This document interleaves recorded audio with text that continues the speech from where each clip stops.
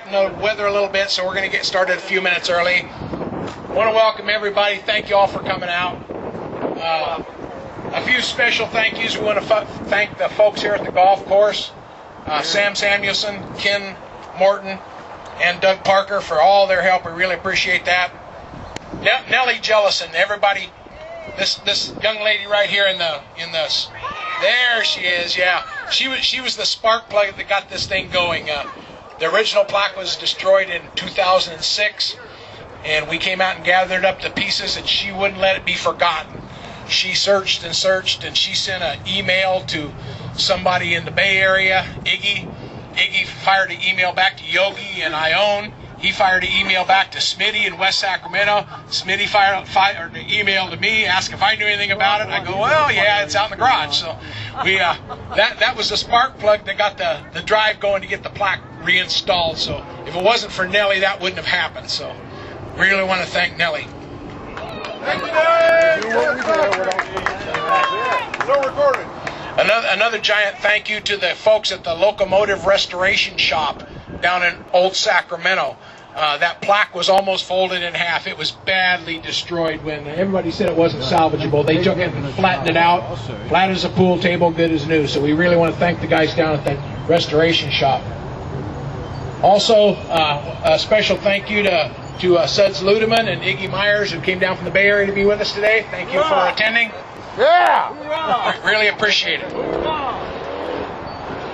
And another thank you to everybody that pitched in to make this happen. You all know who you are. We had a work party out here last Saturday, and built the monument, and it really came out nice, I think. So if they hit it now, it's just going to be a ramp. It's going to put them in orbit. They won't damage the plaque this next time.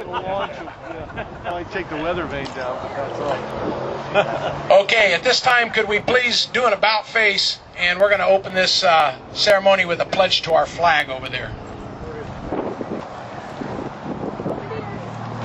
I pledge allegiance to the flag of the United States of America and to the republic for which it stands, one nation, under God, indivisible, with liberty and justice for all. Thank you.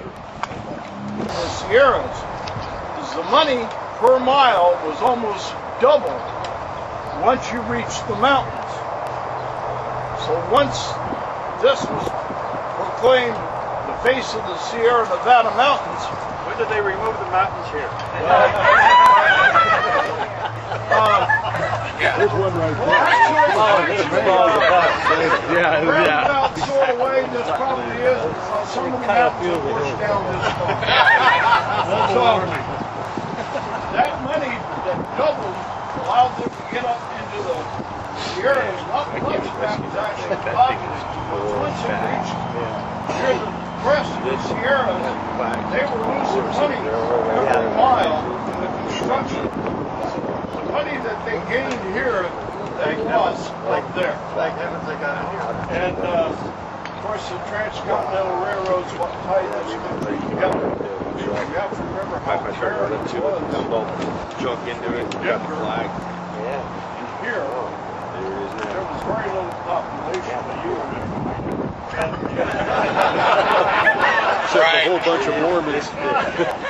Also, it's not really well known, but the big four that came together and formed the railroad, they were formerly known as the Associates, and later the Pacific Railroad and the Central Pacific Railroad put up a whopping sum of $1,500 apiece when they formed the railroad.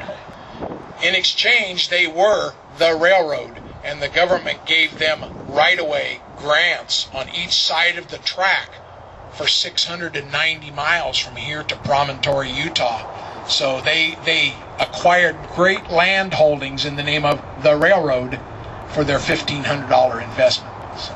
Now, the grant was 60 acres wide on either side of the tracks. Yeah. So it was a massive amount of acreage. Yeah.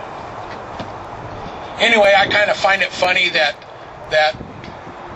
they proclaim this to be the base of the Sierras.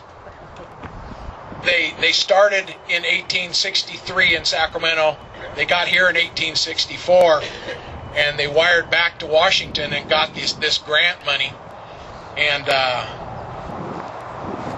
big business, getting subsidies from the government, getting bailouts from the government. Nothing's changed.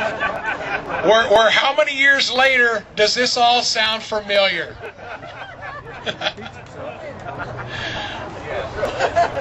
Okay. That's Del Paso Rancho Del Paso. Sorry about that.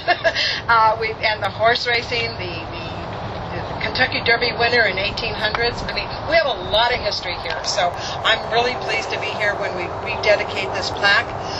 And I'm also very proud to acknowledge the history that North Sacramento has given to the city and to our region and to our nation. We have done a lot that's in the books, and thanks to you, it's in a plaque right here again today. So thank you very much for this, and with that, I'll give this back to you. our pleasure. Thank you. Oh, okay, red shirts, listen up. This plaque was originally placed in 1971. That's 38 years ago. How many of you guys were clampers 38 years ago? Peanut butter.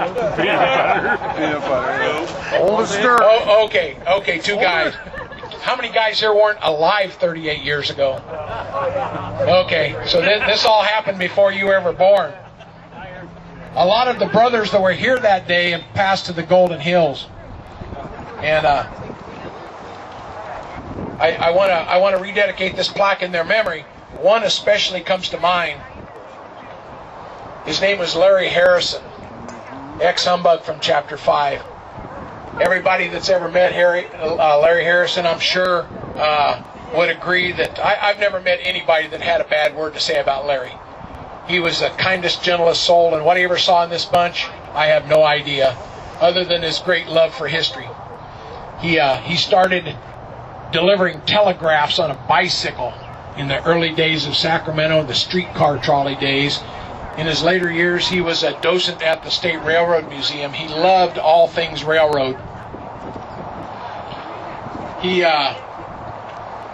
lost him at the age of 92 a few years back, and his old buddy and traveling companion Al Wilson brought me Larry's clamper vest, complete with all the badges and ribbons of all of his journeys through clamperdom, and said that Larry wanted me to have that, and I was definitely not worthy. It was a great honor. We put a time capsule in the base of this concrete, a piece of 4-inch plastic pipe with caps glued on it. Inside that time capsule, I thought it was fitting to entomb Larry Harrison's humbug badge. He loved railroad. That was his life. So his humbug badge is in the base of this, along with all the history, the rise and demise, the good, bad, and ugly of New Helvetia chapter, who originally put the plaque up. Maybe in 150 years, somebody will stumble upon it and remember us all. Yeah, we'll still be here. As far as Larry's Clampatriarch badge, I wear it proudly. And when it comes my time to go, I will pass it on to the next brother. What say the brethren? Satisfactory. Thanks for coming out, guys. Thanks, Gary. Yeah. Golf clap.